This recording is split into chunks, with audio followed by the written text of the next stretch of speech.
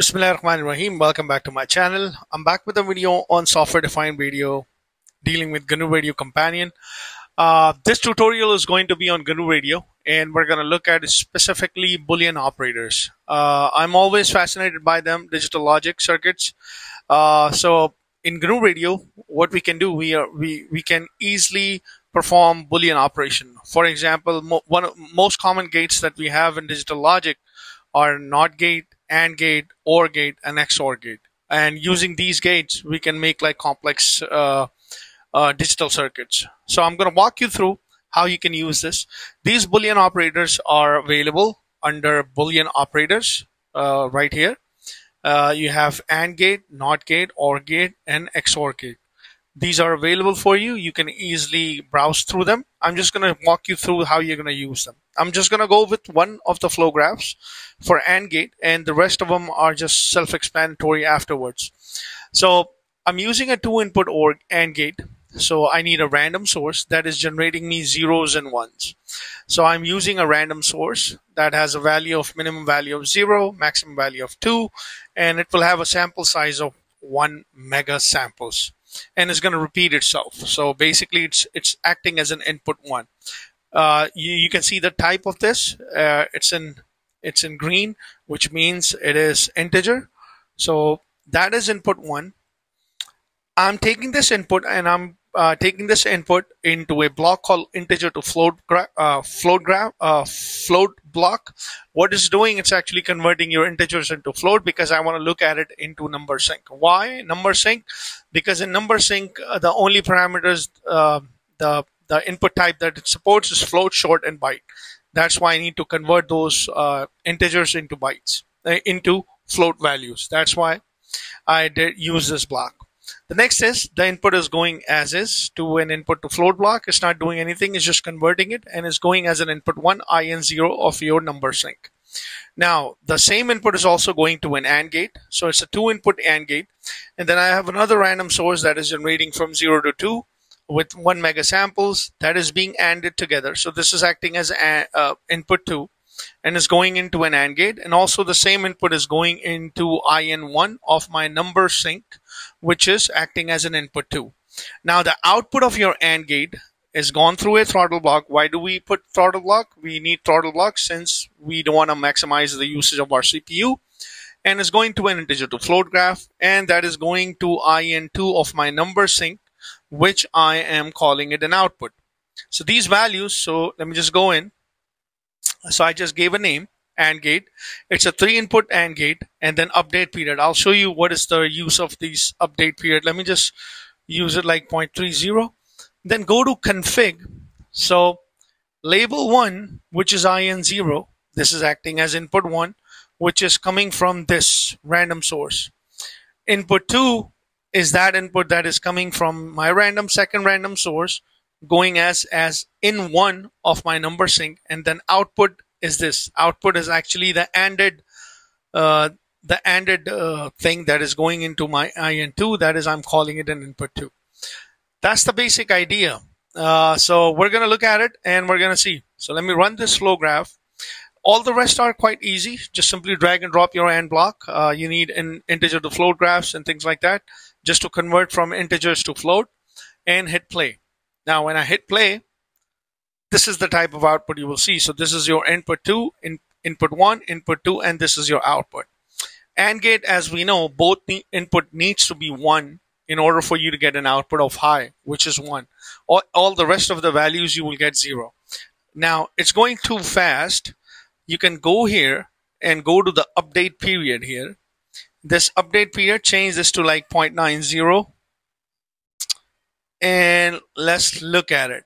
Now, AND gate, as you remember it from your truth table, when both of the inputs are high, you will get a high. All the rest of the time, you will get a low value. So let me just run this flow graph. That's the purpose of that update period. So 1, 0, you still get 0. Okay. 0, 0, you still get 0. 0, 1, you're still getting 1, 0, you're still getting 0. 1, 1, you'll get a high. So that's the truth table. So this is how you do it. No matter how many inputs you want to take, you can take that.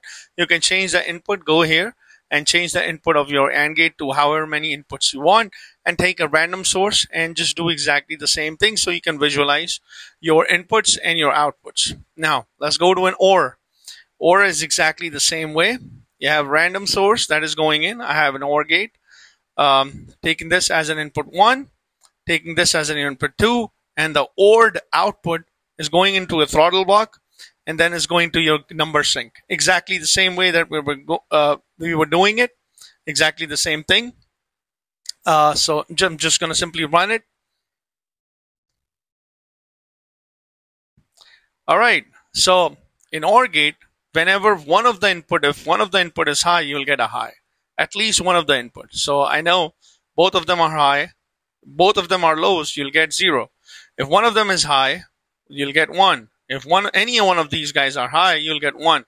And when both of these guys are 0, you will get a 0 output. So OR is quite easy. I mean, implementation is exactly the same way.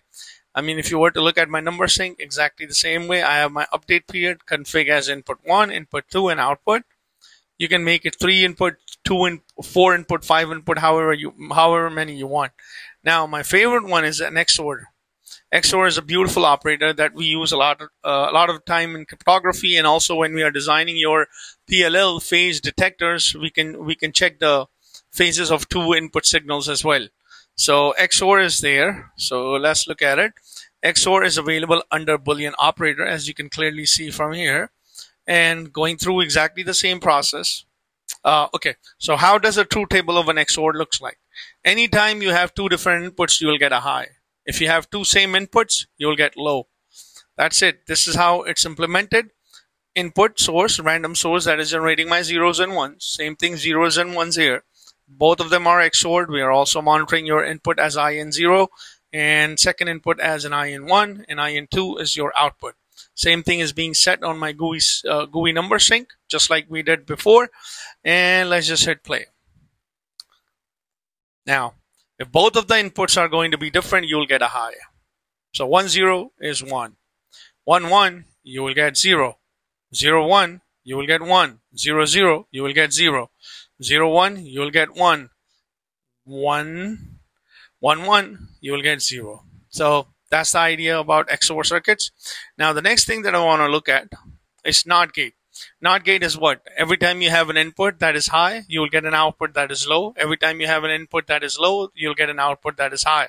So it's a single input device. Same thing. I have a RAND source that is generating me zeros and ones for me. It's going into a NOT gate. I'm also looking at the input signal as well on my number sync.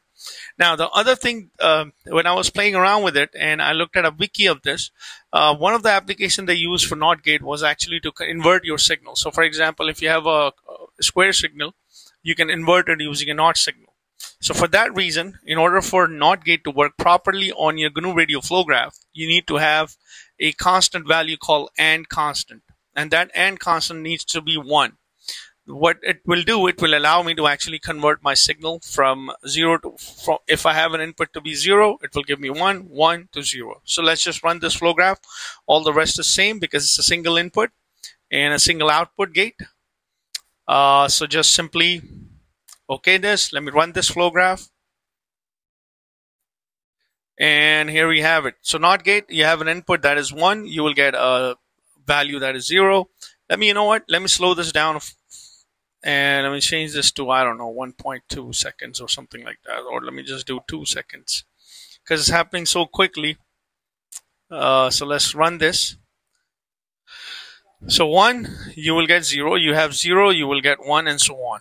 So this is how you implement your NOT gate in your GNU Radio flow graph. So I hope you find this tutorial and how you can use Boolean operators easily on GNU Radio Companion, and you can use it in your signals and things like that.